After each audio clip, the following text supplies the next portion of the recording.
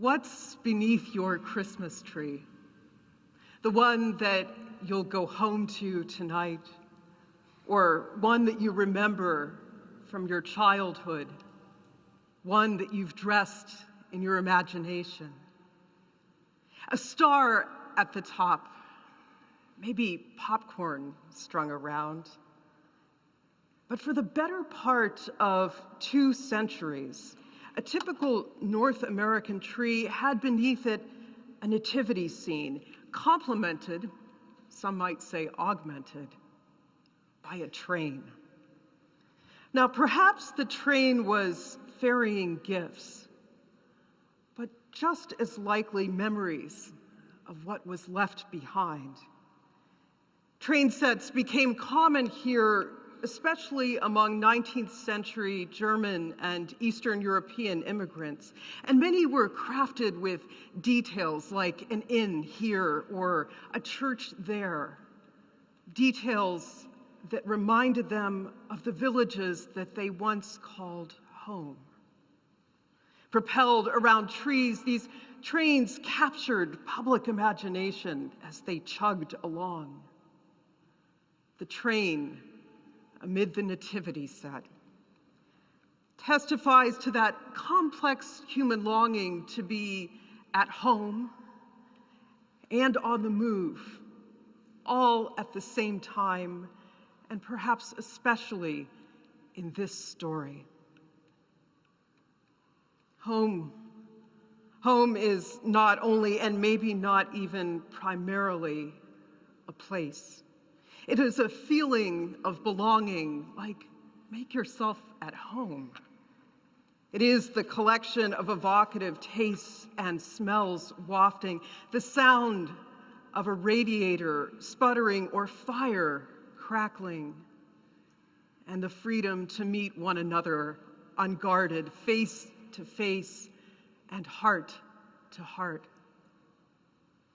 Now, finding or making home is more art than science. There's nothing as predictable as a single-track train moving in one direction. We don't have the mechanical precision of GPS and Siri.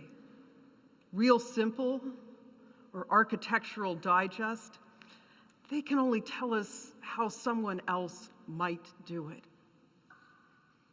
We need something different, and we need something more. Like the Magi, we need the horizon, the place where starlight and sunrise meet, that system of cosmic wayfinding with subtle environmental and internal cues that help us navigate our own way to a sacred hearth and lay our treasures and our hearts. Like the Magi, we can expect chance encounters and some rerouting that tends to go against the grain. King Herod, that deceptive figure with some modern parallels, he is someone whom the First Nations version of the New Testament aptly titles Chief Looks Brave. He, the archetype of a desperate and misguided actor. But heavenly guidance, an alternate route, helped the Magi to navigate their way home with their dignity and their destiny intact.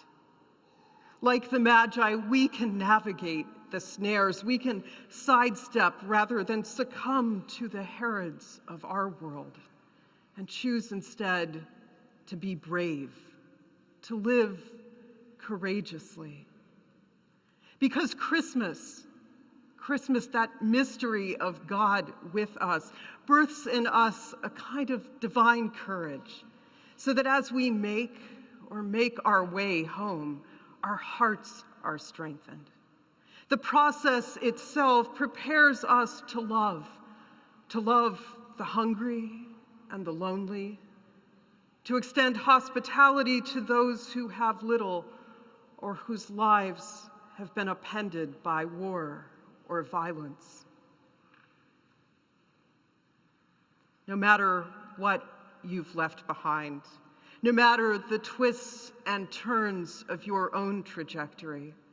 If you came here tonight looking for your own place in the story, I assure you, it's there.